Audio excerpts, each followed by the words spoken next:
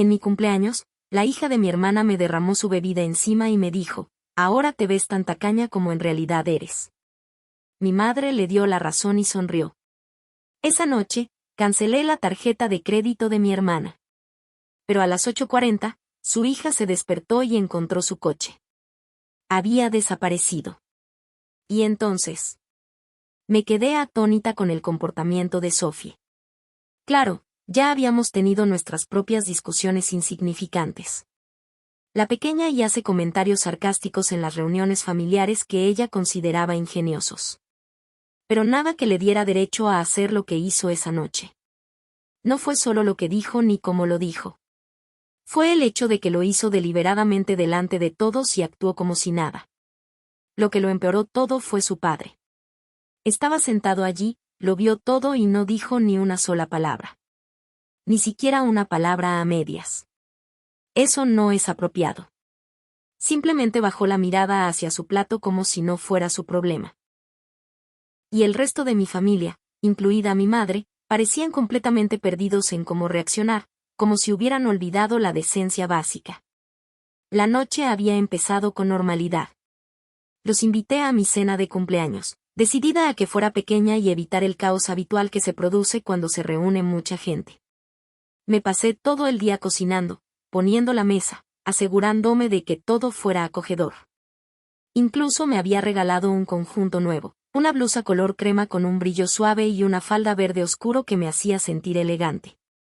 Había planeado que esta noche fuera como una pequeña celebración solo para nosotras. Sophie había estado callada casi toda la cena, jugueteando con su teléfono mientras los adultos hablaban. A mitad de la bebida, se levantó para rellenar su vaso con el ponche que yo había preparado. Ni siquiera le prestaba atención hasta que sentí el frío salpicar.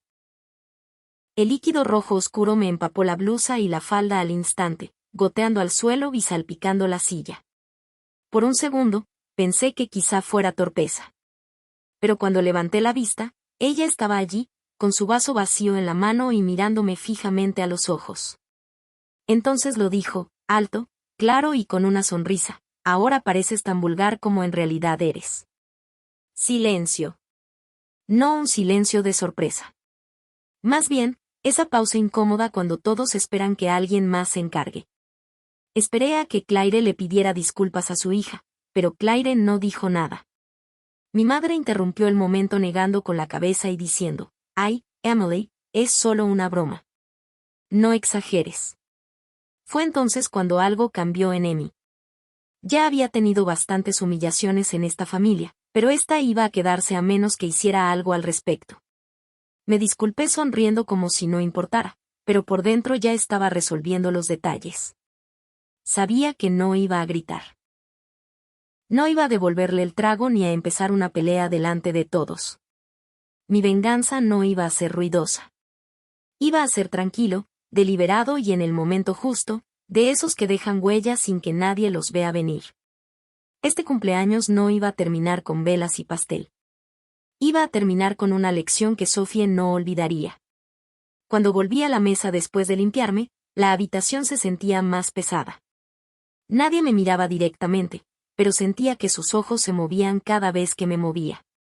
Me senté como si nada hubiera pasado, volví a llenar mi vaso con calma y me reincorporé a la conversación como si mi ropa ya no estuviera húmeda y oliendo a ponche. Probablemente pensaron que lo dejaría pasar como siempre. Fue su error. Sophie no me miró a los ojos. No dejaba de juguetear con su teléfono, sonriendo de vez en cuando como si hubiera ganado algo. Claire hablaba de un proyecto de trabajo y mi madre intervino de vez en cuando, intentando que la velada siguiera adelante. Me reí cuando ellas se reían, asentí cuando hablaban y no di señales de estar pensando siquiera en el incidente. Pero lo estaba, para cuando sirvieron el postre, ya tenía mi plan. No iba a gritar, llorar ni salir hecha una furia. No iba a darles la satisfacción de verme alterada. Mi venganza no iba a ser un momento explosivo. Iba a ser silenciosa, precisa y profundamente inoportuna. Al terminar la noche, todos se marcharon sin rastro de tensión en sus voces. Quizás pensaron que la broma ya había pasado. Me vino de maravilla. Cerré la puerta con llave, me serví una copa de vino y me senté frente a mi portátil. Una vez, Claire me pidió que le hiciera un pedido en línea cuando estaba en el extranjero. Me dio la información de su tarjeta de crédito por teléfono y la guardé para hacer el pedido. Nunca cambió la tarjeta después. Con los años, probablemente se había olvidado de que lo tenía. Inicié sesión en su cuenta. Ahí estaba, activo, con un saldo suficiente para cubrir las compras de las que Sofía llevaba semanas alardeando. Hice clic en algunos botones, ingresé el motivo requerido y lo cancelé por completo. No se congeló ni se detuvo. Se fue. Ese fue el primer paso. Pequeño, casi invisible, pero suficiente para crear una onda. No necesitaba que lo relacionara conmigo de inmediato. De hecho, prefería que no lo hiciera. La confusión era tan satisfactoria como la ira. Pero el verdadero golpe no iba a ser por dinero. Mira, el coche de Sophie, el que presumía en Instagram, el que usaba para llevar a sus amigos, técnicamente no era suyo. Era mío. Mi nombre estaba en el título. Lo compré hacía 2 años, cuando Claire estaba en apuros económicos. Según el contrato, me devolverían el dinero poco a poco. Nunca lo hicieron. Pero actuaron como si el coche fuera de Sophie por derecho. Las llaves estaban en el cajón de mi cocina. Tenía una amiga con un garaje seguro al otro lado de la ciudad. Esa noche, guardé las llaves en mi bolso y me acosté con una calma que no había sentido en años. Mañana por la mañana, Sofía aprendería algo que su madre nunca le había enseñado. Hay gente que no sigue tus reglas. Me desperté temprano a la mañana siguiente, más temprano de lo que solía hacerlo los fines de semana. La casa estaba en silencio, y el aire aún conservaba esa energía tenue y presumida de la noche anterior. Preparé café, dejé mi taza en la encimera y cogí mi bolso. Las llaves del coche estaban dentro, exactamente donde las había dejado la noche anterior. La rutina de Sophie para el fin de semana era predecible. Nunca se levantaba antes de las 9 a menos que tuviera algo emocionante que hacer. Eso me daba tiempo de sobra. Salí a escondidas, abrí su precioso cochecito y me senté al volante. El interior aún olía ligeramente a su perfume, ese tipo de perfume demasiado dulce que los adolescentes creen que los hace sofisticados. Las calles estaban vacías. Crucé la ciudad en coche hasta casa de mi amigo Mark, un garaje seguro detrás de su taller. Mark no me preguntó por qué estaba allí antes del amanecer. Simplemente me vio entrar, me escuchó decir que me quedara aquí un rato y asintió. Eso es algo que me gusta de Mark. No se entromete. A las 8:40 ya estaba en casa, sentada a la mesa de la cocina con mi café y una vista despejada del camino de entrada. Justo a tiempo, Sophie salió. Sudadera con capucha mesibund, llaves en mano. Se detuvo en seco. Giró la cabeza a un lado y luego al otro. Caminó hasta la acera, miró a ambos lados de la calle e incluso echó un vistazo a las entradas de los vecinos. Entonces empezó a caminar de un lado a otro. Teléfono fuera. Unos minutos de conversación frenética. No necesitaba oír su voz para imaginarme el tono. Mitad pánico, mitad indignación. Poco después, el coche de Claire entró chirriando en la entrada. Salió ya hablando con Sophie, agitando los brazos y observando la calle como si esperara que el coche apareciera por arte de magia si se fijaba bien. Ambas subieron al coche de Claire y se marcharon rápidamente. Me los imaginé yendo directos a la comisaría. Sofía insistiendo en que era robado. Claire exigiendo urgencia. El agente me explicó el proceso con calma. Sabía perfectamente que la mayoría de los coches robados simplemente se extravían o se los llevan la grúa. Al mediodía, Claire me llamó. No me preguntó si había visto algo. Se puso a quejarse directamente de lo inseguro que se había vuelto mi barrio, de que los niños ya no podían tener nada bueno y de que la policía no hacía bien su trabajo. Le respondí con tono comprensivo pero distante, y la dejé desahogarse sin ofrecerle ayuda. Porque no iba a llegar ayuda. No de mí. El coche estaba a salvo, guardado y se quedó donde estaba. No se trataba de destruirlo ni de quedárselo para siempre. Se trataba de quitarles algo que creían tener derecho a poseer, de hacerles vivir sin ello y sentir el peso de la ausencia. ¿Y lo mejor? Seguían sin tener ni la más remota idea de qué era yo. Para el segundo día, el tono de las llamadas de Claire había cambiado. El pánico seguía presente, pero se había convertido en ira. Sophie ya no estaba simplemente molesta. Estaba furiosa. Perder el coche significaba que se había perdido un almuerzo del que llevaba semanas alardeando, había dejado de lado su trabajo de medio tiempo, y ahora Claire se negaba a prestarle su propio coche. Temía que Sophie también lo perdiera. Me imaginé a Sophie enfurruñada en su habitación, con la puerta cerrada de golpe y el teléfono vibrando con mensajes sin respuesta de amigos que habían seguido adelante sin ella. Eso ya era satisfactorio, pero entonces me encontré con un problema inesperado. Claire llamó a media mañana, con aspecto estresado, pero intentando actuar con naturalidad. Dijo que tenía una factura urgente que pagar, pero que su cuenta había sido congelada temporalmente debido a un fraude relacionado con su tarjeta de crédito, ahora cancelada. Al principio, no pidió dinero directamente. Le dio vueltas al asunto, mencionando que le faltaba dinero este mes y que seguía esperando al banco. Pero finalmente llegó la pregunta. Le dije que lo investigaría y terminé la llamada sin comprometerme. Saber que ahora estaban buscando dinero sin tener ni idea de que yo lo había causado fue más satisfactorio que cualquier cosa que hubiera planeado originalmente. Esa misma tarde, fui corriendo al supermercado. En el pasillo de cereales casi choco con Sophie. Estaba con dos amigas charlando y riendo hasta que me vio. Su expresión se desvaneció al instante. No la saludé, ni siquiera frené. Simplemente pasé junto a ella como si fuera una desconocida. Pero al entrar en el siguiente pasillo, la oí en voz baja y rápida, diciéndoles a sus amigas algo que las hizo mirarme fijamente. Una de ellas incluso se quedó mirándome fijamente demasiado tiempo, como si acabaran de oír algo que no estaban seguras de creer. Al anochecer, la situación había cambiado de nuevo. Claire llamó, pero esta vez su tono era diferente. Más cauteloso. Empezó a preguntarme si había visto a alguien rondando por mi calle últimamente. Si se me hubieran perdido paquetes, si la cámara de mi timbre hubiera captado algo. No me acusó directamente, pero me di cuenta de que le estaba dando vueltas. Quería ver si me descuidaba. El giro más grande llegó más tarde esa noche, cuando mi madre llamó. Dijo que Claire había mencionado que alguien de la familia podría ser responsable de lo sucedido. No dijo mi nombre, pero me di cuenta de que estaba indagando, esperando mi reacción. Mantuve la voz serena, le dije que esperaba que encontraran el coche pronto y añadí que quizás solo estaba abandonado en algún lugar esperando a que lo recogieran. Lo que pasa con la sospecha en las familias es que no se queda callada. Crece. Se propaga. Y enfrenta a las personas entre sí más rápido que la verdad. No había previsto que empezaran a dudar tan pronto. Pero ahora que estaba sucediendo, no iba a detenerlo. Solo tenía que callar, mantener la calma y observar cómo las grietas se ensanchaban. Y se ensancharían.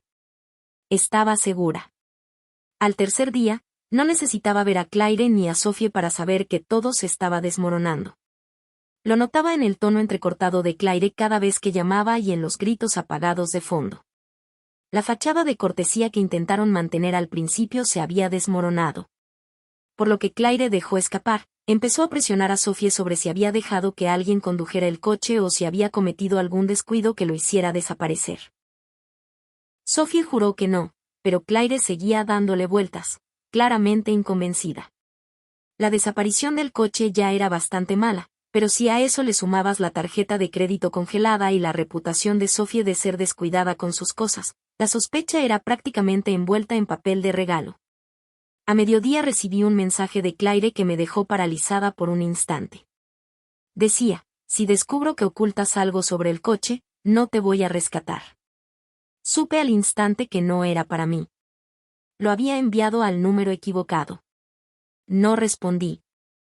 Lo dejé ahí, sabiendo que con el tiempo se daría cuenta del error y se preguntaría si le había dado alguna explicación. Un par de horas después, un amigo en común me llamó para contarme una escena en la entrada de su casa. Sophie le había estado gritando a Claire tan fuerte que los vecinos salieron a verla. Sophie la acusó de siempre culparla cuando las cosas salían mal, mientras que Claire le respondió que Sophie era egoísta y descuidada, y este era solo un ejemplo más. Todo terminó con Sophie irrumpiendo en la casa y dando un portazo tan fuerte que hizo temblar las ventanas, dejando a Claire sola en la entrada, con las manos en las caderas y la mirada perdida. Esa noche, mi madre llamó por segunda vez en 2 días, con un tono notablemente más frío. Dijo que Claire había vuelto a insinuar que alguien de la familia podría estar detrás del coche desaparecido. Mamá no me acusó directamente, pero noté que estaba tanteando el terreno. Mantuve la voz firme, le dije que sería terrible si eso fuera cierto, e incluso añadí que estaría atento por si veía el coche cerca. Parecía lo suficientemente satisfecha como para colgar, pero yo sentía que la sospecha aún latía bajo la superficie. Lo mejor fue saber que no tenía ni idea de que el coche estaba intacto en el garaje cerrado de Mark. Lo revisé esa tarde.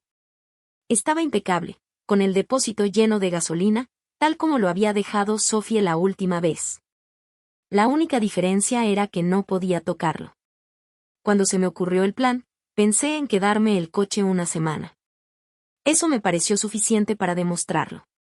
Pero ahora, al verlos romperse más rápido de lo que imaginaba, empezaba a pensar que una semana sería generosa. Si ya estaban tan conmocionados después de 3 días, quería ver qué pasaba con otra semana. Para el 5.º día, Claire y Sophie ya ni siquiera fingían ser civilizadas. Lo que empezó como una discusión por el coche desaparecido se había convertido en una pelea a gritos sobre todo lo que llevaban años guardando. Un vecino me dijo que Sophie había acusado a Claire de arruinarle la vida y de no haber confiado en ella. Mientras Claire replicó que Sophie no apreciaba nada y actuaba como si el mundo le debiera algo. El coche ya no era el problema. Era solo la cerilla que había encendido años de resentimiento. Podría haberlo terminado en ese momento. Tenía las llaves. Podría haber conducido el coche de vuelta, llamar a Claire y hacerme la heroína. Pero había algo satisfactorio en dejarlos retorcerse en esa incertidumbre. Ambos estaban tan seguros de que el mundo les había hecho daño, pero ninguno podía decir exactamente cómo. A la 7ª mañana, decidí que era el momento. El daño ya estaba hecho y prolongarlo más podría despertar sospechas indebidas. Me levanté antes del amanecer, agarré las llaves y conduje el coche de vuelta. No lo dejé en la entrada. Eso habría sido demasiado obvio para dirigirlo. En cambio, lo estacioné 2 calles más allá, frente a una casa de alquiler vacía. Cerré las puertas con llave, deslicé las llaves debajo del asiento del conductor y me alejé sin mirar atrás. Justo por la tarde, Claire me envió un mensaje. El coche apareció. Sin daños. Por favor, no sé quién lo tenía. Un segundo después, otro mensaje. Lo más raro que ha pasado. Me quedé mirando la pantalla un buen rato, sonriendo para mis adentros, y luego colgué el teléfono sin responder. 2 horas después, Sophie publicó una foto en internet. Estaba sentada en el capó del coche, sonriendo con el pie de foto. Adivina quién ha vuelto. Sin disculpas, sin reconocimiento, solo un intento de volver a su antigua vida. Pero yo sabía que no era así. Lo habían sentido. La pérdida, la incomodidad, la incertidumbre. Había surtido efecto. Habían aprendido a su manera que las cosas podían desaparecer sin previo aviso y que a veces no había nadie a quien culpar excepto a ellos mismos. Nunca admití nada y nunca lo haré. No necesito hacerlo. Lo mejor de la venganza silenciosa es que no deja pruebas, solo una sombra de sospecha. Y ahora esa sombra siempre estará ahí para ellos. Porque la próxima vez que Sophie se queje o Claire me ignore, recordarán esta semana. Recordarán lo rápido que puede desvanecerse la comodidad. Y se preguntarán, aunque sea por un instante, si soy yo quien tiene las llaves otra vez. Esa duda, esa pausa antes de actuar, vale más que cualquier discusión a gritos o confrontación dramática. Y para mí, ese fue el verdadero regalo que me di en mi cumpleaños. La actualización. Habían pasado 3 semanas desde el incidente del cumpleaños. Y la vida se había asentado en algo parecido a la normalidad. Seguía viendo el coche de Sophie por la ciudad y, cada vez que lo veía, Sentía una pequeña satisfacción íntima al saber que una vez lo había hecho desaparecer. Pero las llamadas de Claire habían cesado. Mamá había dejado de buscar respuestas. Al parecer, todo había vuelto a ser como antes. O eso creía.